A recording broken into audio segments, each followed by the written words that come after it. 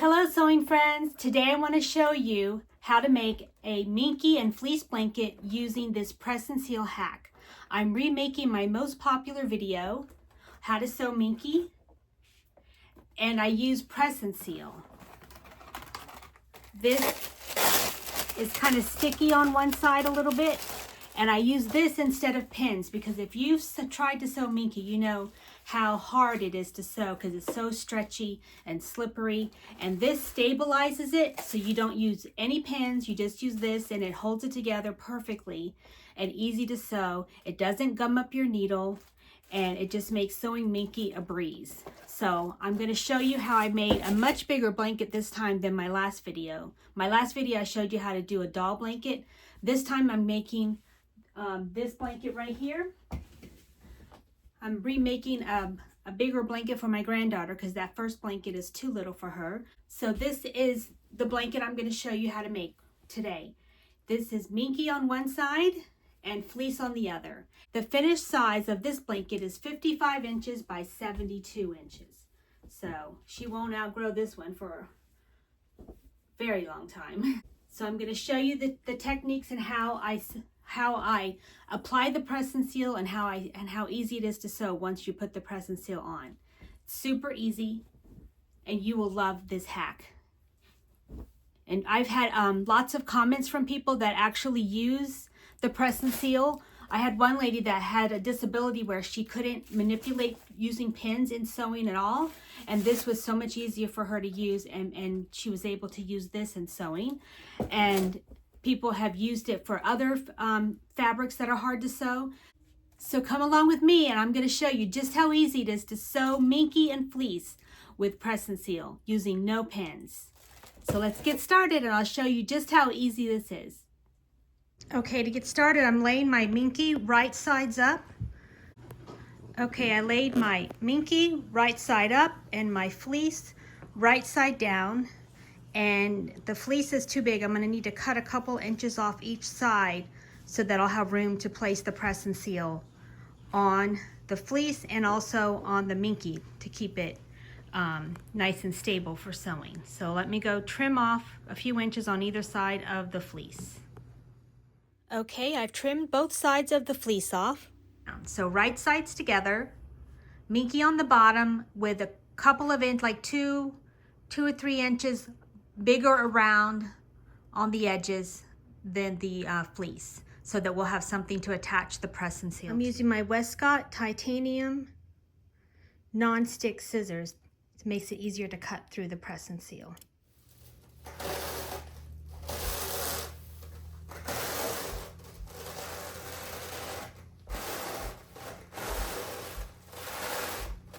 I'm cutting off the excess press and seal so I can use it on the other edges.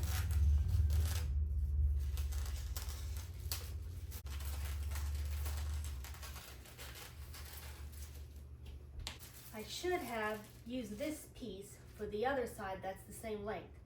So note for you guys out there, next time whatever you cut off the bottom, use for the top here, and then whatever you cut off here, use for the side because they're the same size. Anyway, I'll make it work. I'm placing the piece of press and seal I just cut off the side up here at the top. That way I don't waste any of the press and seal. You want the majority of this to be on the Minky fabric and just enough to cover the fleece fabric for where you're going to sew your seam. And then I'll just cut this excess off and use it down the side. It'll be easy peasy.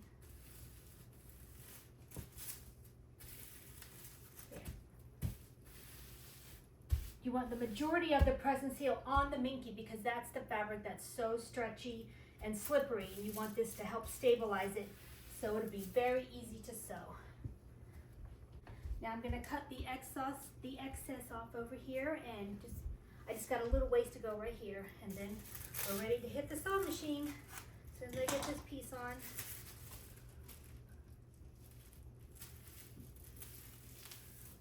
Overlapping that a little bit, it won't hurt anything. There. Now I'm just going to cut this off right here, trim this excess Minky off, And then we can head to the sewing machine. You can see it's all press and sealed. You can see the detail.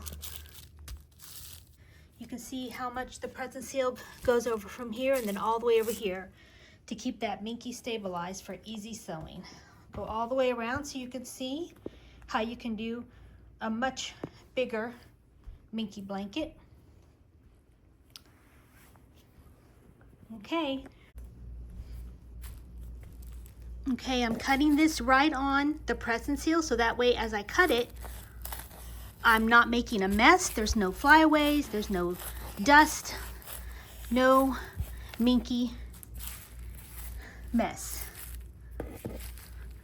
This is kind of hard to do. I'm holding the camera with one hand, cutting with the other, so it's not perfect, but it'll do. I cut right on where the press and seal is so that way there's no mess when I cut it. I forgot to tell you, we got to leave a space for turning the blanket right side out. So I'm just going to use some painter's tape to mark where I want to stop sewing. Between here and here. Leave a space big enough for my hand to get in there and turn it right side out. So I'm going to start sewing here, go all the way around and stop sewing here, and then we'll turn it from here. Okay, let's head to the sewing machine. Okay, we're going to start here where I put the painter's tape. I have my walking foot on. I have a 90-14 stretch needle, and I'm doing a 3.5 inch stitch length, 3.5 stitch length, and I'm doing a straight stitch. So I'm going to do a fixed stitch or a back stitch at the beginning, go all the way around, and stop where the other tape is over there.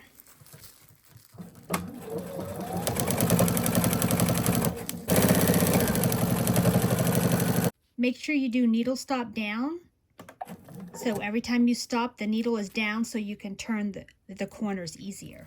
I'm going to get to this corner. I'm going to pivot and turn.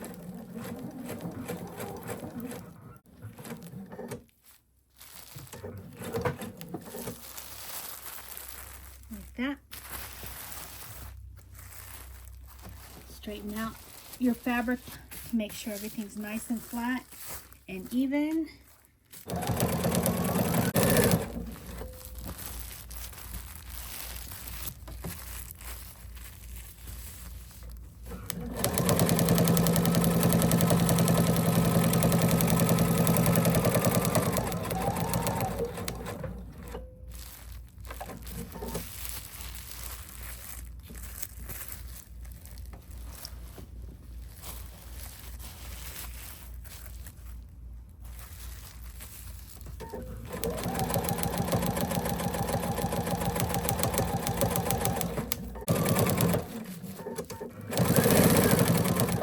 Now do a fixed stitch or a back stitch. And we're done. Okay, now I'm going to trim off the excess fabric all the way around the blanket.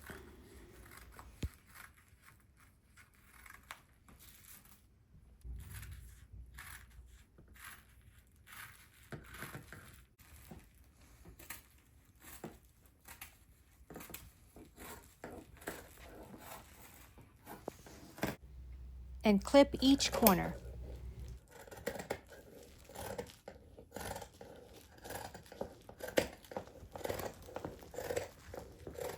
Now that we've got all the excess fabric cut off, now we're going to pull off the tape and the press and seal.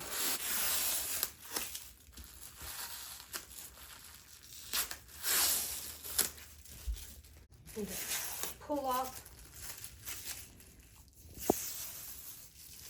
all the press and seal.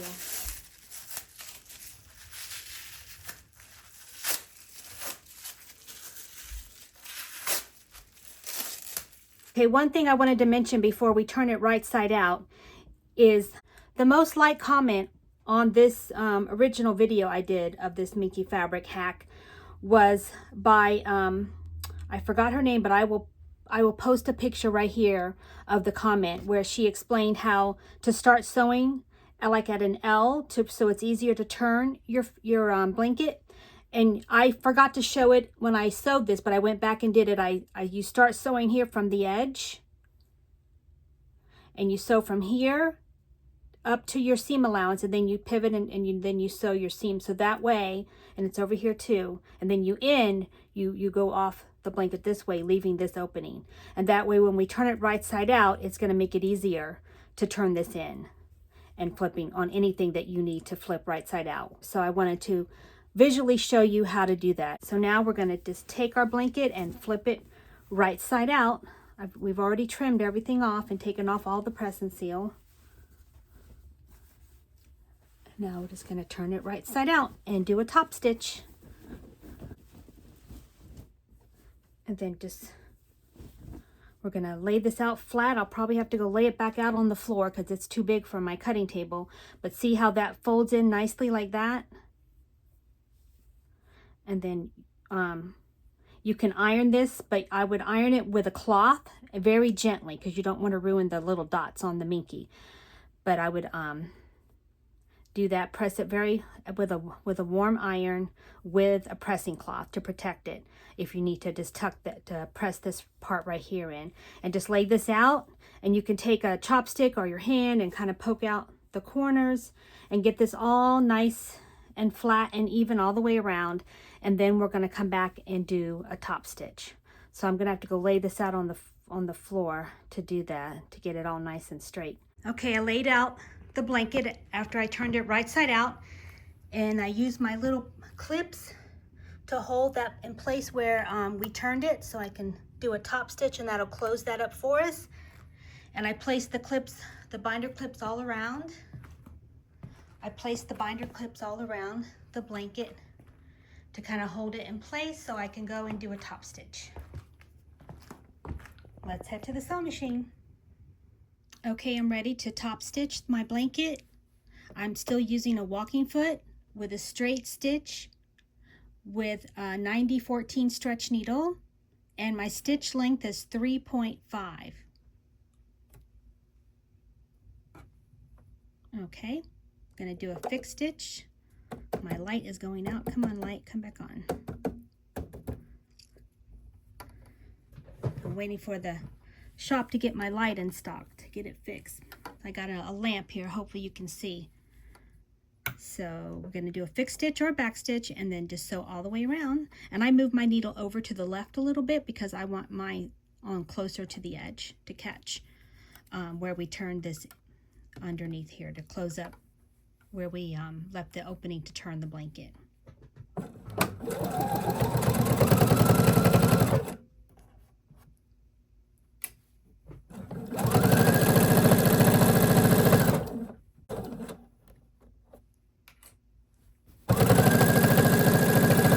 Got to do needle stop down so when I get to the corner I can pivot and turn.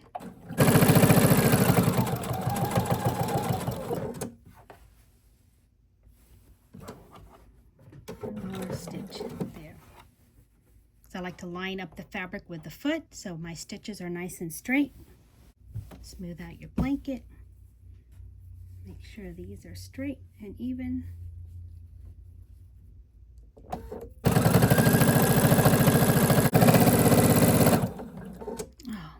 My thread broke, darn it.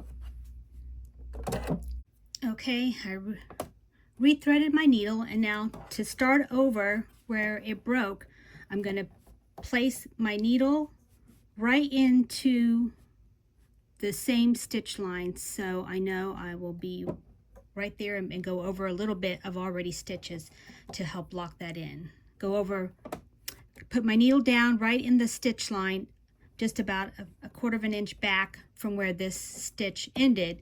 So make sure that that gets locked in. I'm gonna lower my presser foot, do a fixed stitch or a back stitch here, and keep on sewing.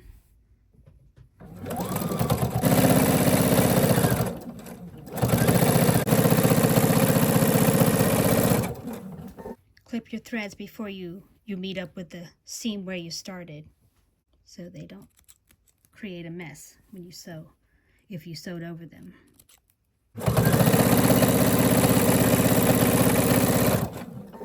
Meet up where you first started. do a fixed stitch or a back stitch.